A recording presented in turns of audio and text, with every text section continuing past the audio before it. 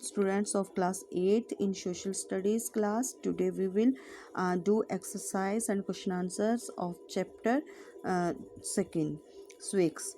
Part A. Choose and write the correct option. First, the preamble of Indian Constitution contains the dash of Constitution. Options are functions, objectives, aims, or parts. Right option is objectives. Second, every citizen has the freedom to practice his or her own dash. Options are occupations, religions, studies, work. Right option is religion. Third, India become a dash on 26 January 1950. Options are secular, liberal, democratic, republic. Right option is republic. Fourth, the dash is the essence of democracy. Options are democratic, republic, liberty, equality. Right option is liberty. Fifth, interest of dash are protected. Scheduled castes, scheduled castes, other backward classes, minorities. Right option is other backward classes, minorities. 6. The directive principles of the state policy are contained in part or dash of the constitution in the article 37 to 51. Right options are uh, third, second, fourth, first. Right option is fourth. Part B. Fill in the blanks. First, the original preamble started India to be dash democratic republic. आपने fill in the blanks में भरना है sovereign, SOVEREIGN. Second, no one can be discriminated against on the basis of dash religion, RELIGION. Third, the people of India elect their governments at the center, state, and local levels by the system of dash universe adult suffrage.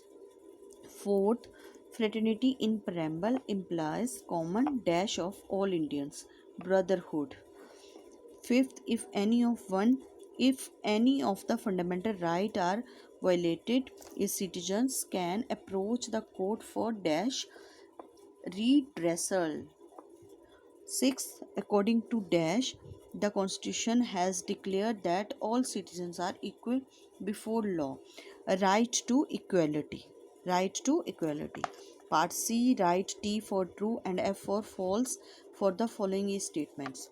Number 1, sovereign means that India is dependent on other countries. ये statement आपकी false है क्योंकि India depend नहीं है दूसरी countries पे. Second, India is a democracy. Yes, ये statement आपकी ट्रू है. Third, all citizens are considered unequal before law. ये स्टेटमेंट आपकी फॉल्स है क्योंकि अनइक्वल नहीं है, इक्वल है. Fourth, child labour is considered a gross violation of spirit and provision of the constitution. ये स्टेटमेंट भी आपकी ट्रू है. Fifth, the 42nd Amendment Act of 1972 added some responsibilities to our constitution called the fundamental duties. ये भी statement आपकी जो है true है.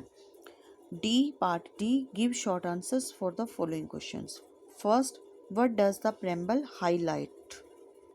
This answer is on page number 182 under the heading chapter at a glance. First line है, preamble highlights the goal and aspirations of the Indian people. Question second, what did the original preamble state? This answer is on page number 178 under the heading the preamble. Third paragraph में है, the original से start करना बेटा आपने. preamble stated India to be a sovereign democratic republic. In 1976, the 42nd Amendment added the words socialist and secular. Question third, what does indicate the democratic spirit of the constitution in the preamble? This answer is on page number 179 under the heading democratic. आपने the opening part से शुरू करना है और spirit of the constitution तक लिखना है. Question fourth, what does justice mean? This answer is also on page number 179 under the heading justice. आपको ये आंसर justice means से स्टार्ट करना है और enforcement of laws तक लिखना है. Question fifth, what does fraternity in the preamble imply? This answer is also on page number 179 under the heading fraternity. Fraternity in the preamble implies common brotherhood of all Indians. Question 6, what do the article 14 to 18 in the constitution declare? बेटा ये answer आपको ऐसे लिखना है, the article 14 to 18 in the constitution declared right to equality. ठीक है, declare right to equality. Question 7, what is the use of the article 32 of our constitution? बेटा इस आंसर को आपने ऐसे लिखना है, the use of the article 32 of our constitution is, फिर इसमें चैप्टर एट द ग्लैंस में ये आपकी 5th लाइन है, यहाँ से लिखना आपको। फिर उसके बाद if any of the fundamental rights are violated a citizen can approach the court for redressal. Part E, give long answers for the following question. First, write about any 5 main principles given in the preamble. Explain in brief. This answer is on page number 178 under the heading main principles in the preamble. आपको ये answer यहाँ से start करना है। The main principle given in the preamble are as under. First, sovereign. sovereign वाला point आपने ruler state तक लिखना है। Second, socialist. सोशलिस्ट वाला पॉइंट आपने रिसोर्स ऑफ द कंट्री तक लिखना है। सेकुलर। सेकुलर वाला पॉइंट आपने विद इक्वल रिस्पेक्ट तक लिखना है।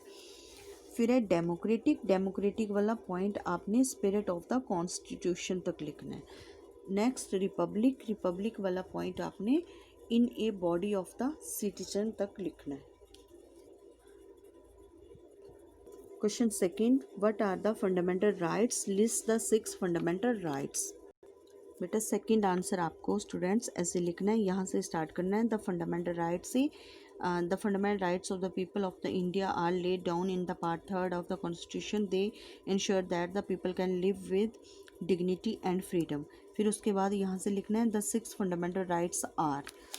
फिर टर्न द पेज और फर्स्ट राइट टू इक्वलिटी, इसको द कॉन्स्टिट्यूशन से लेके और the birth of place of birth तक लिखना है। सेकंड है राइट टू फ्रीडम और इसमें आपको जो है ये यहाँ तक लिख लेना विदाउट आर्म्स तक। थर्ड वन है राइट अगेंस्ट एक्सप्लॉयटेशंस, इसको आपने ये 14 ईयर्स तक लिखना है। ठीक है।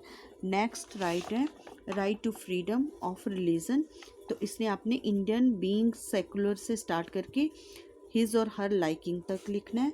फिर है आपका कल्चरल एंड एजुकेशनल राइट, इसको पीपल इन आवर कंट्री से स्टार्ट करके डिफरेंट स्क्रिप्ट तक लिखना है।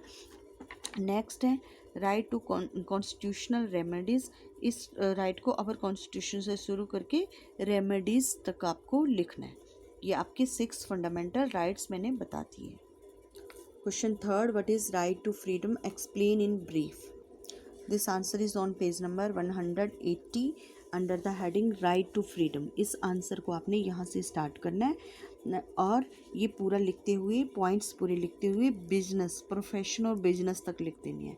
1 2 3 4 5 6 पॉइंट्स, ये पूरे 6 पॉइंट्स आपको लिखने हैं। Question fourth, what are the fundamental duties? Write down all of them.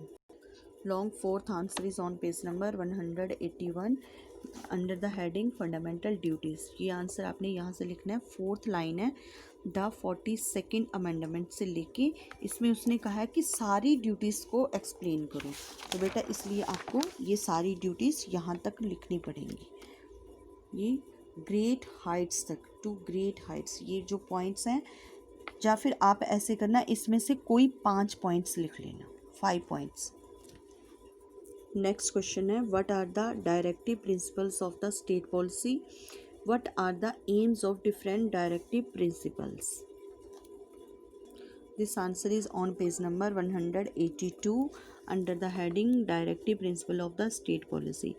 आपको बेटा ये जो आंसर है, पहले तो उसने क्वेश्चन किया था व्हाट इज़ डायरेक्टिव प्रिंसिपल, तो उसका आंसर यहाँ से आपको यहाँ तक लिखना है, डेमोक्रेसी इन इंडिया तक। नेक्स्ट है AIIMS of the directive principle, तो आपने ये 3rd पैराग्राफ में the government which aims at the establishing से लेके यहाँ तक करना है वोट टू पावर। बेटा आप your homework is read chapter and do exercise and question answers in your Swix notebook. Thank you.